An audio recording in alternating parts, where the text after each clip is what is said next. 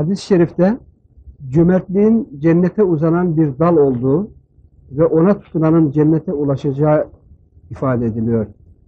Mevhibe-i ilahi olan bu istidadı hizmet yolunda inkişaf ettirme için neler tavsiye buyurur? Cömertlik önemli bir vasıf. Yani hadis-i şerifte cömertlik, insan tutunduğu zaman insan alıp cennete götürecek bir dal deniyor.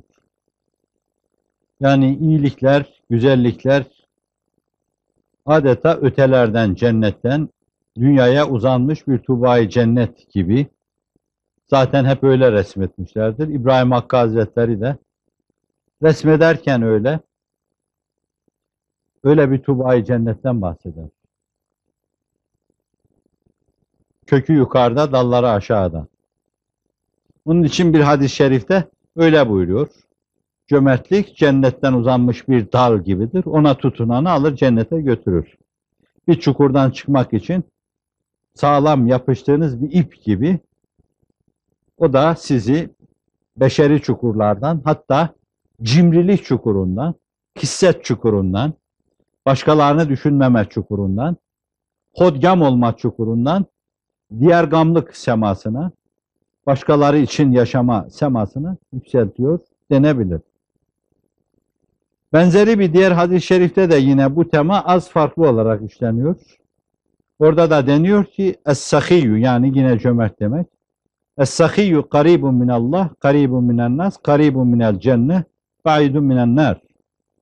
Vel bahilu ba'idun minallah, ba'idun minennas, ba'idun minel cennet, karibun minennar deniyor. Cömert insan Allah'a yakın, insanlara yakın, cennete yakın ve cehennemden uzaktır. Zaten tabii öyle olacak. Cimri insana gelince o Allah'tan uzak, insanlardan uzak, cennetten uzak ve cehenneme yakındır. Bu iki düşünce birbirini takviye edici mahiyette. Bir diğer yanı da şudur. Cenab-ı Hak kutsi bir kısım hadislerinde insanlara iyilikte açık olma meselesini adeta kendisine yapılmış bir iyilik gibi kabul eder. Mesela bir kutsi hadiste buyurur ki ahirette, kulum ben hastalandım, sen beni ziyaret etmedin. O da der ki, kul der ki, çok hocalarımızdan dinlemişsinizdir. Ya Rabbi sen müstahni alel itlaksın. Sen nasıl hastalanırsın ve ben seni nasıl ziyaret ederim? Der ki, bilmiyor musun? Benim rahmetime, inayetime muhtaç falan kulum hastalanmıştı. Sen onu ziyaret etmedin. Eğer onu ziyaret etseydin, o mağdur, o kalbi kırık insanın yanında beni bulacaktı. O kalbi kırık insanın atmosferi benim atmosferimdir. Yani bir yerde böyle kırık, dökük, mazlum, mağdur, mahkum insanlara yapılacak iyilikler sanki zat-ı üluhiyete takdim edilmiş bir iyilik gibi oluyor.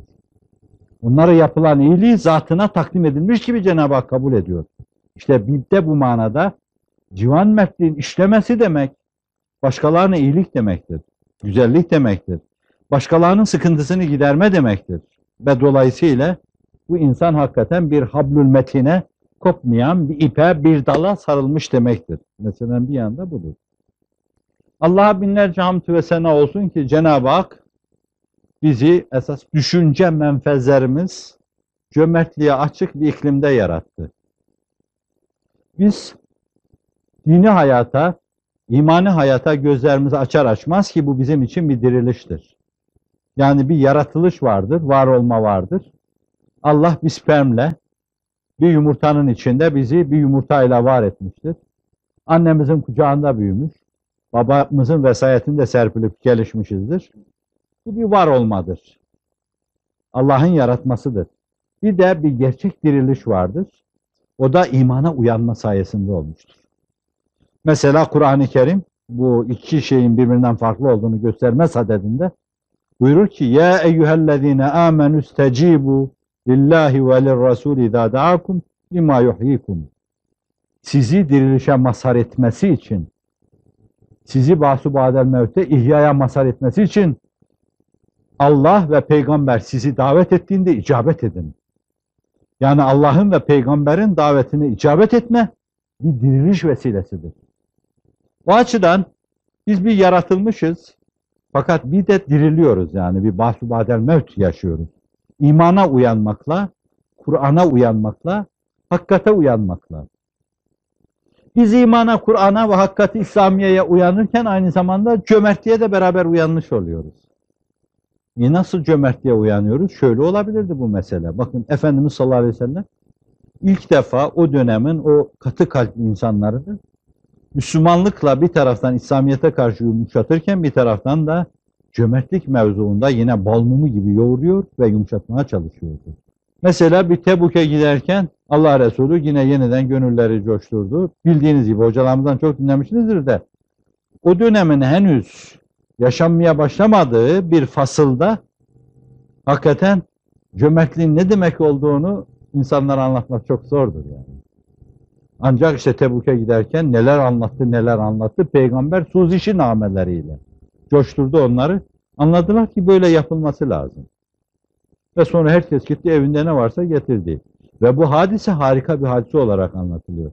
Şimdi biz ülfetten, ünsiyetten dolayı ne olacak? Biz her gün yapıyoruz bunu falan diyoruz diyebiliriz de.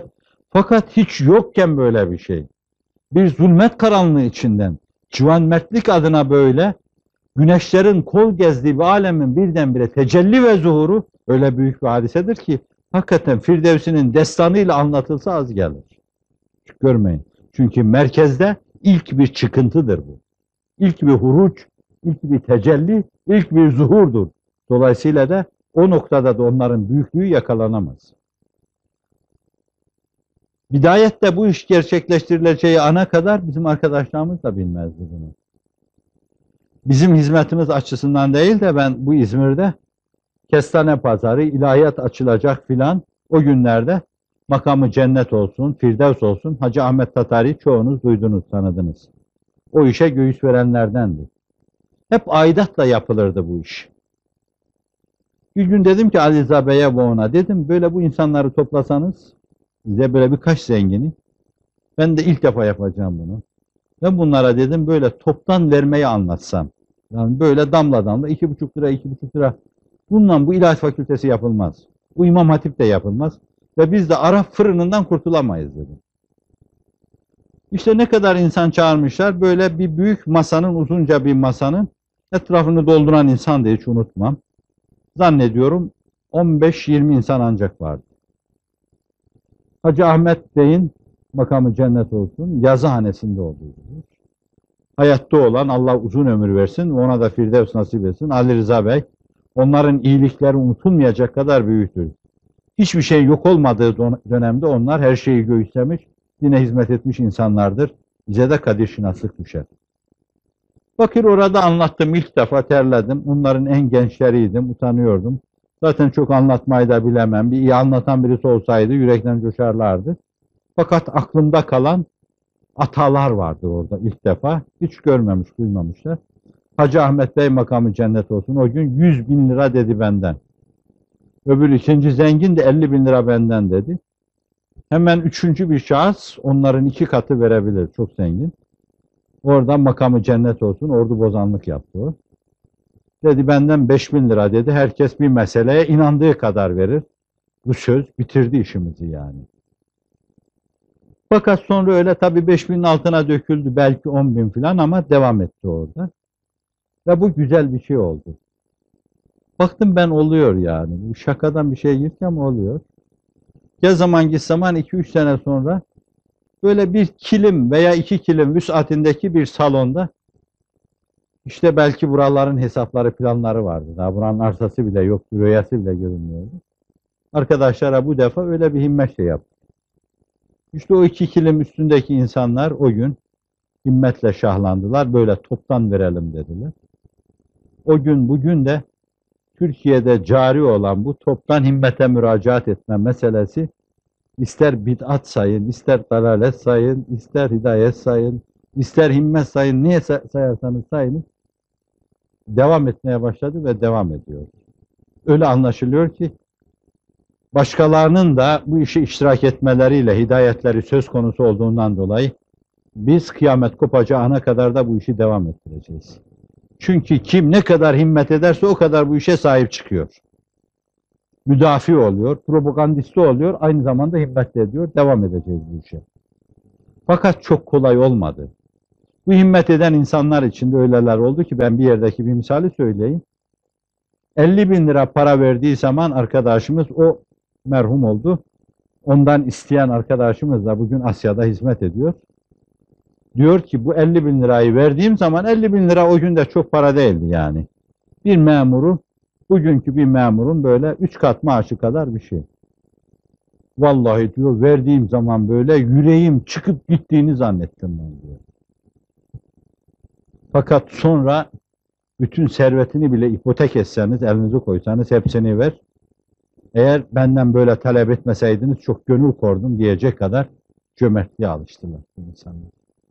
Ve öylelere alıştı ki şimdi senede bir defa bile himmeti az görüyorlar. Diyorlar ki bir de taksilerimizi satmaya, evlerimizi peylemeye yeni bir himmet şeyi faslı açalım diyor arkadaşlarımız. Bu Konya'da da yapıldı, Ankara'da da yapıldı, İzmir'de de yapıldı, İstanbul'da da yapıldı, belki Erzurum'da da yapıldı. Bu millet vermeye alıştı. Ben şuna getiriyorum meseleyi. Şimdi arkadan gelen nesiller, bu insanların çocukları, kadın, erkek, herkes Allah'ın inayet ve keremiyle neyin nasıl yapılması lazım geldiğini gördükleri için zannediyorum bir daha öyle o hissete, o cimriliğe takılmayacaklar. Hep civan mert olarak yaşayacaklar Allah'ın inayetiyle. Yani şimdi bir arkadaşımız senede kazanacağı şeyin 2 katını taahhüt ediyor.